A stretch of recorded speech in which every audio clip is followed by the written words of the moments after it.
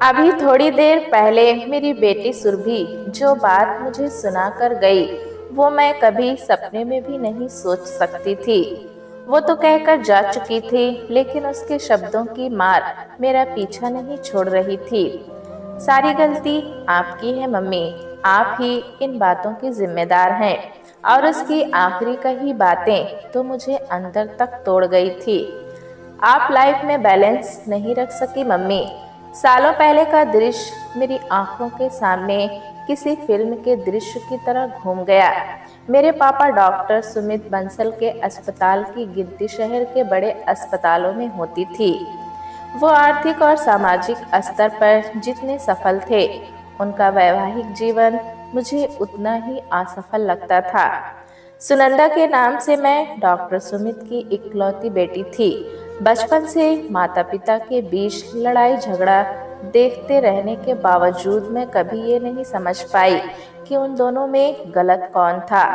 Mummy को पापा से एक ही शिकायत थी कि वो घर को समय नहीं देते, और उनकी ये शिकायत बिल्कुल सही थी। तब मेरी समझ में ये नहीं आता था कि आखिर पापा इतने व्यस्त क्यों रहते हैं।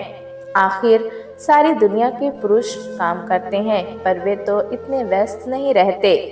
पापा के पास किसी फंक्शन पार्टी में जाने का समय नहीं होता था। वो हम दोनों माँ बेटी को साथ जाने के लिए कहते, लेकिन मम्मी उनके साथ जाने पर अड़ जाती और जाने का कार्यक्रम कैंसिल हो जाता। मम्मी के आंसू बहने शुरू हो जाते तो पापा चिढ़कर वहां से उठकर चले जाते। एक दूसरे की बातें सुनना और समझना तो दूर, उन दोनों को अपनी बात कहने का ढंग भी नहीं था। दोनों की जिद में मैं दोनों की तरफ से पिस जाती थी। धीरे धीरे मैं मम्मी पापा से दूर होती जा रही थी। पापा के पास मेरे लिए समय नहीं था, मगर मैं मम्मी से भी दूर होती जा रही थी। जबकि ऐसी स्थितियों में बेटी आमतौर पर माँ की दोस्त बन जाती है। मैंने भी थोड़ी बहुत कोशिश की थी मम्मी को समझाने की। मम्मी, सब जानते हैं कि पापा बहुत व्यस्त हैं, लेकिन अगर वो नहीं जा सकते तो इसका ये मतलब नहीं कि हम भी कहीं ना जाएं। मम्मी भड़क जाती। हाँ हाँ, पूरा देश तुम्हारे पापा के कंधों पर ही तो खड़ा है। आखिर सारी दुनिया के पुरुष काम करते हैं, कोई तेरे पापा अकेले तो नहीं। बात इतनी सी है कि उनकी नज़र में मेरा कोई महत्व नहीं है। वैसे भी घर में मेहमान की तरह आते हैं। मैं समझ नहीं पा रही थी कि मम्मी हर बात को नेगेटिव तरह से क्यों देखती हैं। पापा के व्यवसाय को देखते हुए उनकी मजबूरियों को क्यों नहीं समझती। मैं मम्मी के पास बैठी उन्हीं के खिलाफ सोचती रहती। ऐसा नहीं था कि मैं पापा को सही समझती थी। मुझे खुद यही लगता था कि पापा को घर में कोई रुचि नहीं, और ना ही उन्हें मेरे और मम्मी के होने या ना होने से कोई फर्क पड़ता था। लेकिन समय के साथ साथ मुझे ऐसा लगने लगा था कि पापा के उस ठंडे व्यवहार का कारण मम्मी का अपना ही व्यवहार है। जीवन रूटीन पर चल रहा था। मेरा बीकॉम पूरा होने वाला था। उन्हीं दिनों देश के कई भागों में आए भूकंप ने पूरे देश को थर्रा दिया था। टेलीविजन पर लोगों से रक्तदान की अपील की जा रही थी। पापा के अस्पताल में रक्तदान का काम चल रहा था। मैं भी अचानक वहां पहुंच गई। पापा मुझे देखकर हैरान रह गए। बस इतना ही बोले, तुम यहाँ कैसे? मेरे कुछ कहने से पहले ही वहाँ जूनियर डॉक्टरों का एक ग्रुप आया और पापा उनसे बातें करने में व्यस्त हो गए, और मैं कोने में खड़ी थी। मैंने पलट कर देखा तो पाया कि पापा लोगों की भीड़ में झुंझलाए हुए खड़े थे। मैं सोचने लगी कि एक तो पापा पर इतना काम का बोझ है, ऊपर से काम करने के बजाय लोग उनका समय खराब कर रहे हैं। ऐसे में पापा का दिमागी तनाव आसमान से बातें करने लगता होगा। मैं बेख्याली में पापा की तरफ बढ़ी तो उनकी नज़र भी मुझ पर पड़ी, और उन्होंने किसी को आवाज़ देकर कहा, अरे समीर, ये मेरी बेटी सुनंदा है, और सुनंदा, ये डॉक्टर समीर हैं। इस छोटे से परिचय के साथ उन्होंने मुझे रक्तदान के लिए डॉक्टर समीर के साथ भेज दिया। समीर के साथ चलते हुए, उसके साथ बातें करते हुए, उसके साथ कुछ ही कदमों के सफ़र में जैसे मैंने कितना लंबा सफ़र करने की इच्छा कर ली, मुझे खुद ही नहीं पता चला। जब तक मैं अस्पताल से रक्तदान कर लौटी, पूरी तरह समीर के प्रभावी व्यक्तित्व में रंग चुकी थी। वो सारी रात मैंने जाग कर गुजारी थी। समीर की गंभीर आवाज़ मेरे कानों में रात भर गूंजती रही थी। सुबह फ़ोन की घंटी बजी तो पता नहीं किस उम्मीद से मैंने ही फ़ोन लपक कर उठाया। उधर से आवाज़ आई, मैं समीर। आवाज़ सुनकर मैं खड़ी रह गई। मेरी हथेलियां पसीने से भीग उठी, दिल धड़क उठा। मेरी खामोशी को महसूस करके समीर फिर बोला, सुनंदा, क्या तुम्हें रात को नींद आई? मैं तो शायद जीवन में पहली बार पूरी रात जागता रहा। इसका मतलब उससे मिलने के बाद जो हाल मेरा था वही उसका भी था। मैंने अपनी चुप्पी तोड़ी और बोली, हाँ, मैं भी नहीं सो पाई समीर। तो क्या हम दोनों की हालत एक जैसी है? हम आज फिर मिल सकते हैं, मैंने कहा। समीर, थोड़ी देर में मैं अस्पताल के गेट पर आती हूँ। मैंने फ़ोन रख दिया। हम दोनों एक ही दिन में एक दूसरे को अपने दिल के करीब महसूस कर रहे थे। एक दूसरे को देखकर दिल को जैसे कुछ चैन मिला। फिर समीर कई बार समय निकालकर मिलने का कार्यक्रम भी बना लेता था। मम्मी पापा की आपसी निरस्ता से उपजे घर के अजीब से माहौल के कारण मैं सालों तक अपने जिस खोल में बंद थी, समीर के सानिध्य में मैंने उससे बाहर निकलकर जैसे खुली हवा में सांस ली। समीर पूरी तरह से एक समर्पित डॉक्टर था। यही वजह थी पापा उसे बहुत पसंद करते थे। हर मरीज की इतनी लगन और मेहनत से वो देखरेख करता जैसे वो उसके ही घर के सदस्य हों। अचानक मेरा रुझान सोशल वैल्यूज की तरफ बढ़ने लगा। मैंने इस विषय पर किताबें पढ़नी शुरू कर दी। कुछ ही दिनों में मेरी सोच में सकारात्मक परिवर्तन आने लगा। अब मुझे मम्मी का टोकना बेकार लगता, बुरा नहीं। दुनिया को देखने का मेरा दृष्टिकोण ही बदल गया था। पापा से मेरा समीर से मिलना छिप नहीं पाया। पापा समीर और मेरी एक दूसरे में रुचि समझ गए।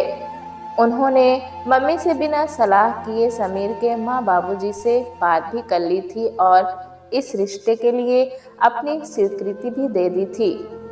समीर अपने भाई बहनों में सबसे बड़ा था। उससे छोटा एक भाई और एक बहन थे।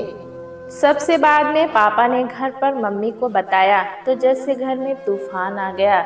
मम्मी ने हंगामा खड़ा कर दिया। मैं अपनी बेटी की शादी किसी डॉक्टर से नहीं करूंगी। जिस नरक में मैंने अपना जीवन बिताया है, अब मैं उस नरक में अपनी बेटी को नहीं ढकेल सकती। समीर को मम्मी की प्रतिक्रिया पता चली तो वो घबरा गया। मुझसे कहने लगा, मैं ना तो मेडिकल फील्ड छोड़ सकता हूँ और ना ही तुम्हें। मुझे कुछ समझ नहीं आ रहा है। अब तुम ही कोई रास्ता सोचो। मुझे भी समीर का साथ चाहिए था।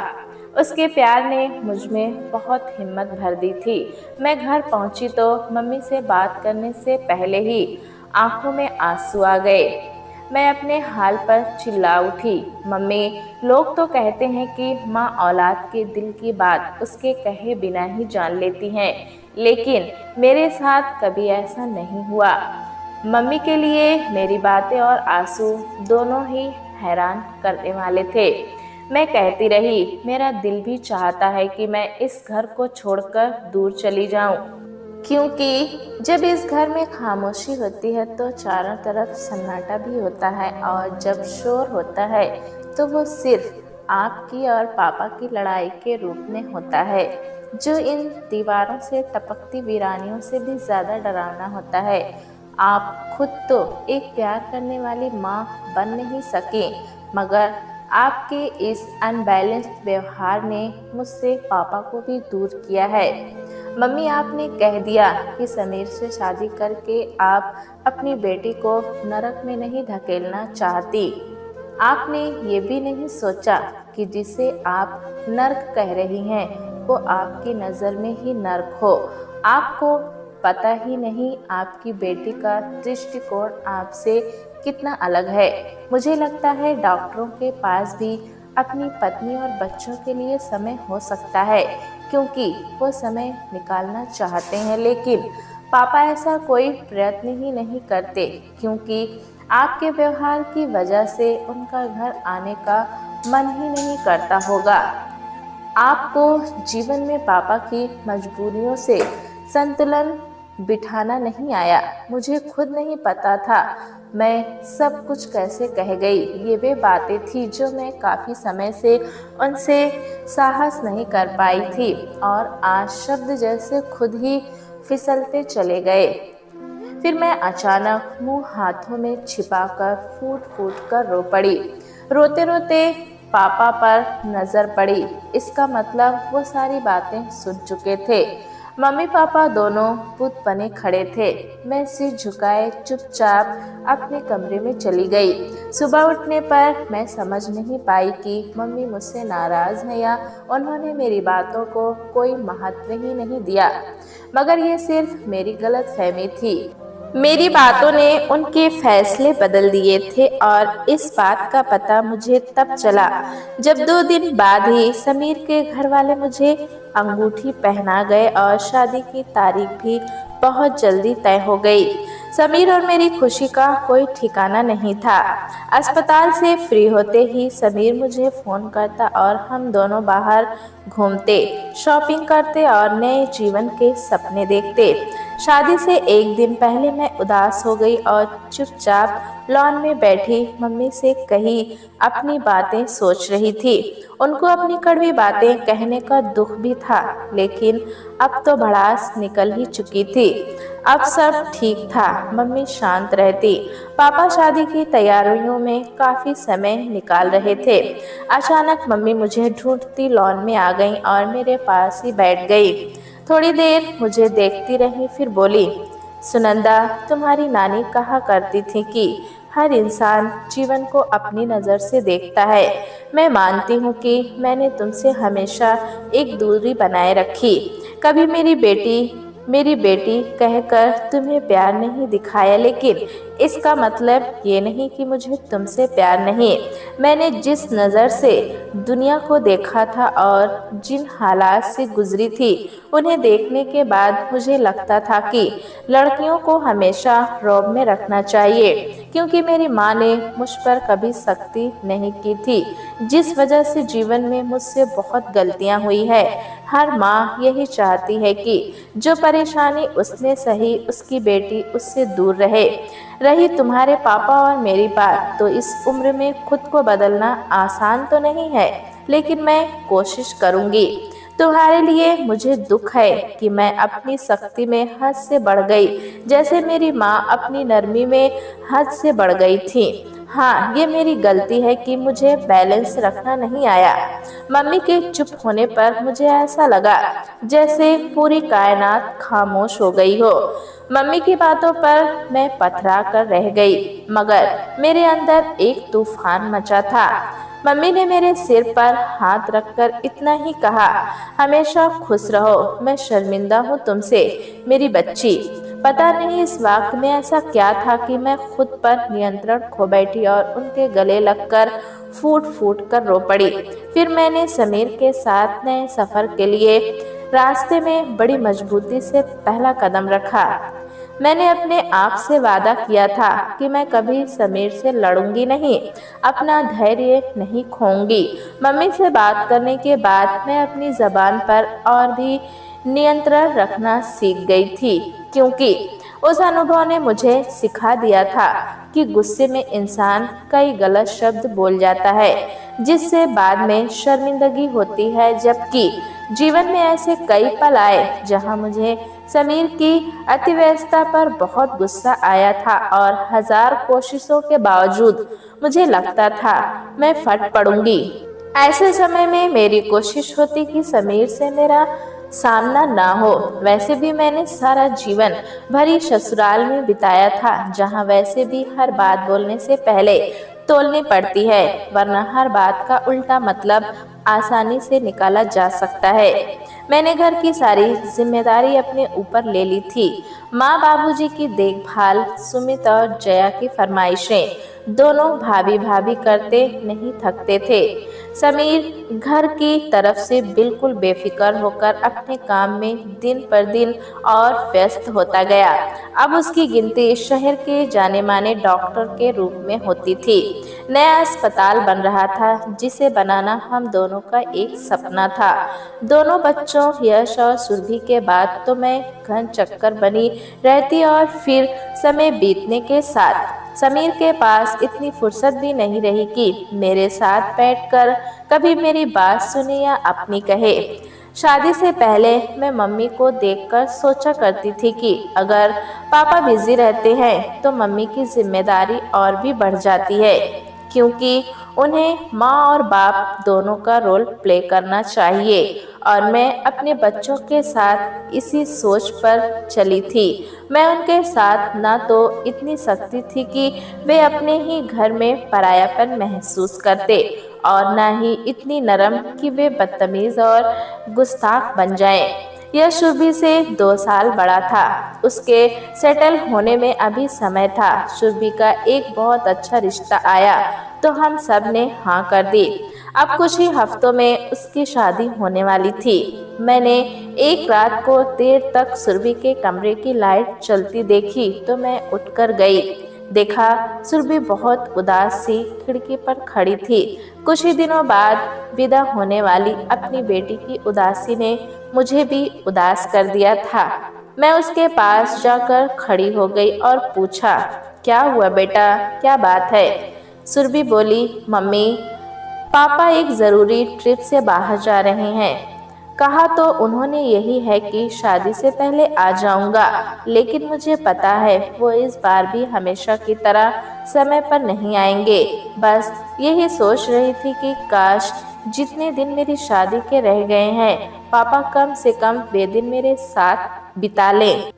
मैं उसी समय समीर के पास पहुंची, जो सोने के लिए बिस्तर पर लेटा हुआ था। पहली बार उसके थके होने का ख्याल किए बिना मैंने पूछा, अगर शादी तक तुम नहीं आ पाए तो? समीर ने हैरानी से कहा, क्यों नहीं आऊँगा, मेरी बेटी की शादी है। और इस समय मैं अपने आप से किया हर वादा भूल गई। मेरी सहन शक्ति जवाब दे गई थी। वे सारी शिकायतें जो काफ़ी समय से मैंने अपने अंदर दबा कर रखी थी सब मुंह पर आ गई। पुरानी से पुरानी और छोटी से छोटी बात। दोनों बार डिलीवरी के समय भी तुमने यही कहा था, बहुत बड़ा सेमिनार है, बस 2 दिन में आ जाऊंगा, लेकिन तुम नहीं आ पाए थे। बस आकर सॉरी बोल दिया था। हमेशा सब कुछ मैंने अकेले संभाला है। तुमने कभी सोचा मुझे कौन संभालेगा? तुम अब भी नहीं आ पाओगे। वहाँ कई काम निकल आएंगे। तुमने मुझे अपने ही घर में खो दिया है और तुम्हें पता तक नहीं है। सुरभि का कमरा बराबर में ही था। शोर सुनकर वो दौड़ी चली आई। उसे देखकर भी मैं अपने पता नहीं कब कब के गिले शिकवे दोहराती रही और फिर खुद ही रोने लगी। इतने में यश की आवाज़ आई, पापा, अमेरिका से डॉक्टर जॉन का फ़ोन है। यश के आवाज़ लगाने पर समीर तो हक्का बक्का सा कमरे से निकल गया, लेकिन मेरे लिए पानी का गिलास लिए खड़ी सुरभि मुझे कहने लगी, सारी गलती आपकी है मम्मी, इन सब बातों की जिम्मेदार आप ही हैं। आज जो हुआ वो तो एक दिन होना ही था। आपने पापा को आज कितना सुनाया, वो शहर के प्रसिद्ध डॉक्टर हैं। आपको उनकी मजबूरियां भी तो समझनी चाहिए। नहीं मम्मी, आपको पापा से ऐसी बातें नहीं करनी चाहिए थी आज। और वो गिलास रख कर रोती हुई चली गई। कितनी देर तक मैं कमरे में सुन्न मस्तिष्क लेकर बैठी रही। 24 साल पहले अपने माँ बाप के लिए मैंने यही सोचा था कि वे लाइफ में बैलेंस नहीं रख सके। मेरी नानी ठीक कहती थी कि हर इंसान दुनिया को अपनी नज़र से देखता है। सारा जीवन मैंने खुद से लड़ते हुए बिताया था कि मुझे अपनी मम्मी के जैसा नहीं बनना है, मगर आज मेरी बेटी ने मुझे वहीं खड़ा कर दिया जहां 24 साल पहले मैं अपनी मम्मी को खड़ा देखती थी। लेकिन मेरे पास अभी भी समय था। मैं सब ठीक करने की फिर कोशिश ज़रूर करूँगी। ये सोचकर मैं कमरे से बाहर आ गई। जहां समीर फोन पर बात कर रहा था। मैं नहीं आ सकता जॉन, मेरी बेटी की शादी है। हाँ, मेरी पत्नी सब संभाल लेगी, लेकिन उसे संभालने के लिए भी तो कोई होना चाहिए ना। समीर मुझ पर नजर पड़ते ही मुस्कुरा दिया और फोन रखते ही उसने अपनी बाहें फैला दी और मैं एक पल की देरी किए बिना ही उन बाहों में समा गई। समीर के बाहों में सिमटी मैं यही सोच रही थी कि माँ बाप भी इंसान होते हैं, वे अपने अनुभवों के अनुसार ही जीवन जीने की कोशिश करते हैं। सारी बात अपनी अपनी नजर की है। सुरभि की उदासी देखकर मैं समीर से उलझ गई थी और सुरभि के अनुसार मुझे समीर की परेशानियां समझनी चाहिए थी। हमेशा की तरह कुछ कहना नहीं चाहिए था। सचमुच मेरी नानी ठीक कहती थी कि हर इंसान जीवन को अपनी नज़र से देखता है। प्यारे दोस्तों, कहानी कैसी लगी हमें कमेंट में ज़रूर बताएं। चैनल पे नए हैं तो एक लाइक और सब्सक्राइब करना ना भूलें।